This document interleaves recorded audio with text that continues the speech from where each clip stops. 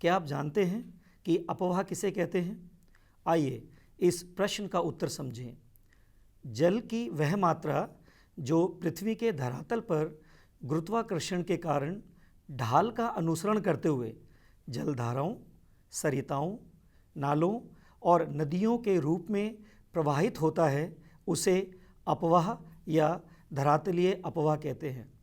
सरल शब्दों में, जब निश्चित वाहिकाओं के माध्यम से जल का प्रवाह होता है तो उसे अपवाह कहा जाता है।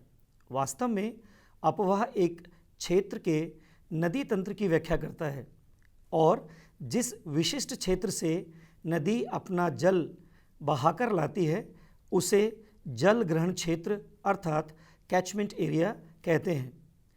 एक नदी एवं उसकी सहायक नदियों द्वारा अपवाहित क्षेत्र को अपवाह द्रोणी कहा जाता है और एक अपवाह द्रोणी को दूसरी अपवाह द्रोणी से अलग करने वाली सीमा को जल विभाजक या जल संभर कहते हैं।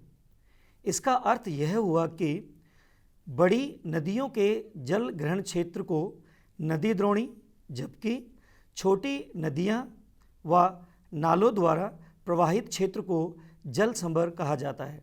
निश्चित ही नदी द्रोणी का आकार बड़ा होता है जबकि जल संभर का आकार छोटा होता है।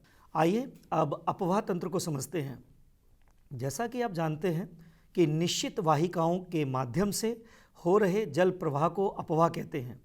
इन वाहिकाओं के जाल को ही अपवाह तंत्र कहा जाता है।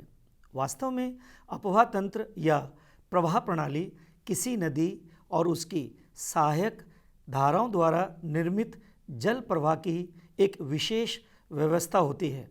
उदाहरण के लिए गंगा, सिंधु, ब्रह्मपुत्र, गोदावरी, कृष्णा आदि।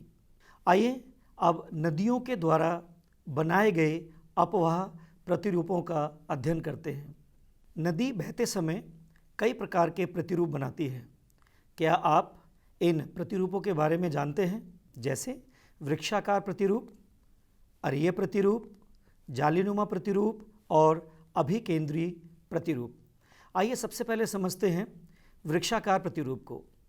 जो अपवाह प्रतिरूप पेड़ की शाखाओं के अनुरूप हो उसे वृक्षाकार प्रतिरूप कहा जाता है।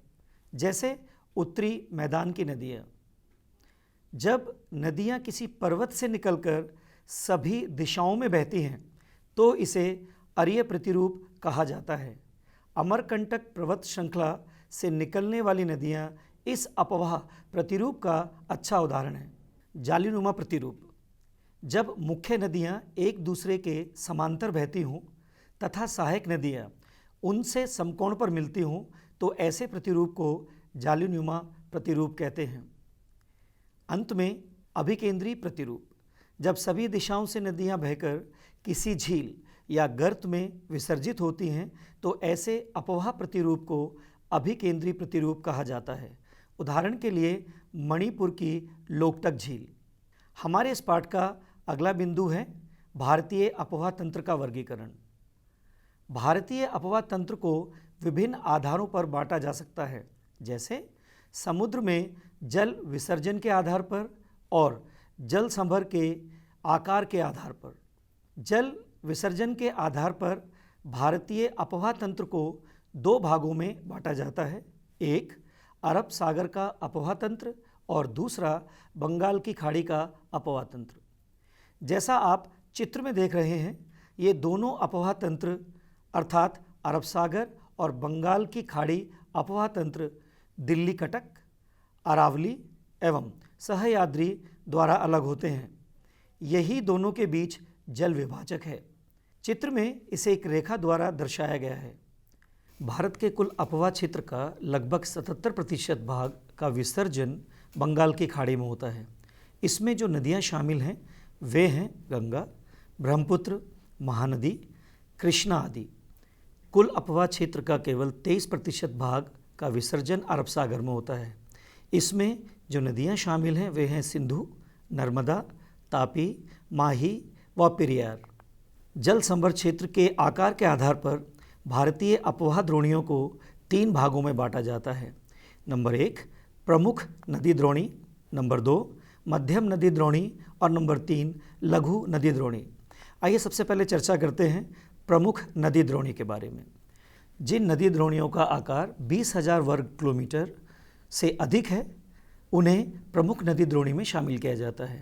इसमें कुल 14 नदी द्रोणियाँ हैं, जिनमें प्रमुख है गंगा, ब्रह्मपुत्र, कृष्णा, तापी, नर्मदा, माही, पेन्नार, साबरमती, बराक आदि। मध्यम नदी द्रोणी, जिन नदी द्रोणियों का आकार 2000 वर्ग किलोमीटर से 20,000 वर्ग किलोमीटर है उन्हें मध्यम नदी द्रोणी में शामिल किया जाता है। इसमें 44 नदी द्रोणियाँ हैं, जैसे कालिंदी, पेरियार, मेघना आदि। लघु नदी द्रोणी, जिन नदी द्रोणियों का आकार 2000 वर्ग किलोमीटर से कम है उन्हें लघु नदी द्रोणी कहा जाता है। इनमें न्यून वर्षा के क्षेत्रों में बहने वाली बहुत सी नदियां शामिल हैं। अब हम चर्चा करते हैं भारत के अपवाह तंत्र की। भारत के अपवाह तंत्र में अनेकों छोटी बड़ी नदियां हैं। भारत के इस अपवाह तंत्र को 2 भागों में बांटा गया है। ये 2 भाग हैं, हिमालय अपवाह तंत्र और प्रायद्वीपीय अपवाह तंत्र। जैसा कि आप जानते हैं कि हिमालय अपवाह तंत्र में मुख्यतः गंगा, ब्रह्मपुत्र व सिंधु नदी और उनकी सहायक नदियों को शामिल किया जाता है। चूँकि यहाँ की नदियाँ बर्फ़ पिघलने से वर्षण दोनों पर निर्भर करती हैं, इसलिए यह 12मासी नदियाँ हैं। बहते समय यह नदियाँ अपने पर्वतीय मार्ग में विभिन्न प्रकार की आकृतियाँ बनाती हैं, जैसे महाखड्ड, वी आकार की घाटी, छिप्रिका व जलप्रपात। ये सभी आकृतियाँ नदी अपने अपर्दन कार्य द्वारा बनाती है। परंतु जब ये नदियाँ मैदानों में प्रवेश करती हैं तो अपने निक्षेपण कार्य द्वारा विभिन्न प्रकार की आकृतियों को निर्मित करती है, जैसे समतल घाटी, गोखुर झील, बाढ़कृत मैदान, गुम्फित वहिकाएँ और डेल्टा। इसके अतिरिक्त नदियाँ अपना मार्ग भी बदलती हैं। उदाहरण के लिए कोसी नदी। कोसी नदी को बिहार का शोक भी कहा जाता है। क्या आप जानते हैं कि कोसी नदी को बिहार का शोक क्यों कहते हैं? कोसी नदी का जन्म हिमालय पर्वत से होता है और नेपाल से बहते हुए यह नदी भारत में बिहार राज्य के भीमनगर से प्रवेश करती है। इस नदी में आने वाली बाढ़ से प्रत्येक वर्ष बहुत ज़्यादा जन धन की हानि होती है। यही कारण है कि इसे बिहार का शोक कहा जाता है। हिमालय पर्वतीय नदियों का विकास।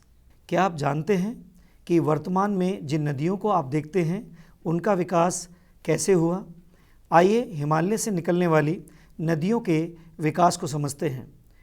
भूवैज्ञानिकों के अनुसार आज से लगभग 2.4 करोड़ वर्ष से 50 लाख वर्ष पहले, जिसे मायोसीन कल्प भी कहा जाता है, शिवालिक या इंडो-ब्रह्म नामक नदी हिमालय के संपूर्ण अनुदैर्ध्य विस्तार के साथ असम से पंजाब तक बहती थी और अंत में निचले पंजाब के नज़दीक सिंध के पास अपना पानी विसर्जित करती थी।